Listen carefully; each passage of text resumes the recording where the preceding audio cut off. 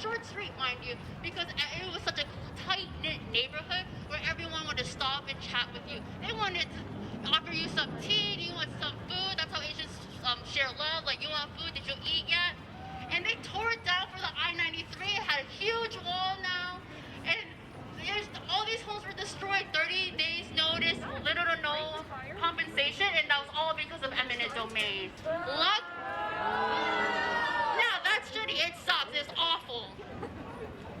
Now, when the I-93 essentially went under the tunnel, it created this like pizza-shaped like land, right? So it took 7 years of organizing to take that land back to build affordable housing there now. So now there's about, in that building behind you, it's about 40% affordable renting rights, and they also build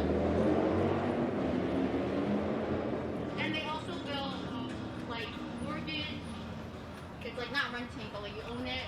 Affordable housing, whatever that's called. I'm sorry, I forgot. Oh, look at this. This is an empty lot. Okay.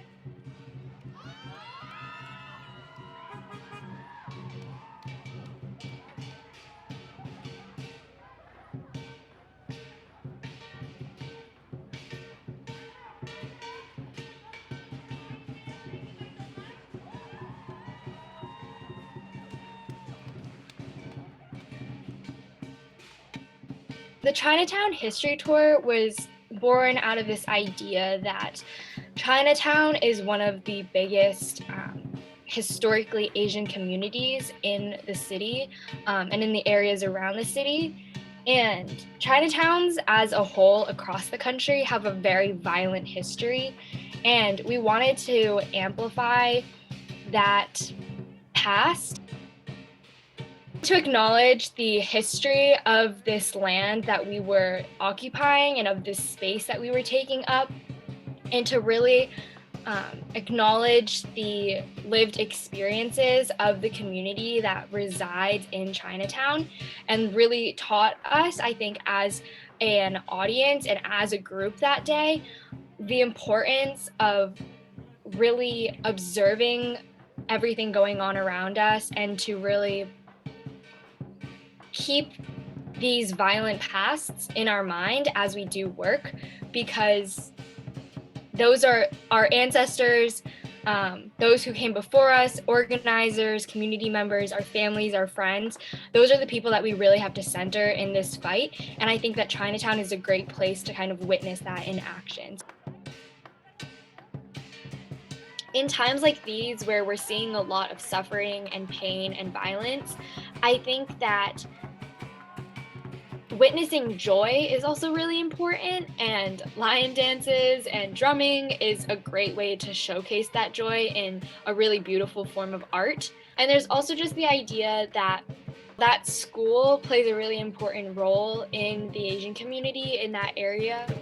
As you saw, like, there were a lot of little kids there who are really important members of our community, and they were able to showcase the work that they were doing.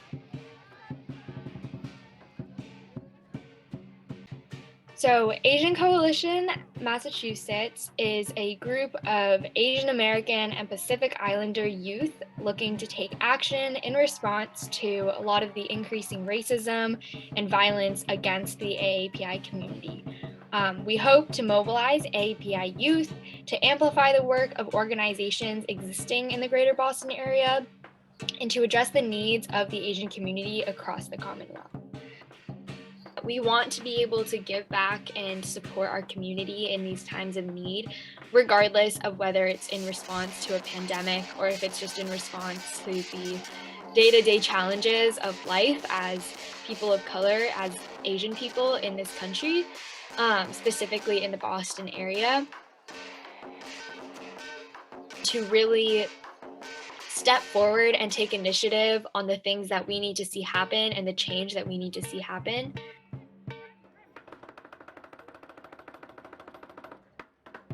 I have hope that people will witness this moment in time as a moment for radical change and for collective and unified advocacy for marginalized groups, and I think that progress that is made will definitely include the Asian community. And I believe that we need to rally people to stand behind us and to uplift us and support us at the same time that we need to rally behind and uplift and support other communities, because I think that all of this improvement needs to happen for not just the Asian community, not just women, not just the queer community, but for everyone, because there are individuals who experience all facets of systems of harm. And those are the folks that we need to be centering in our fight.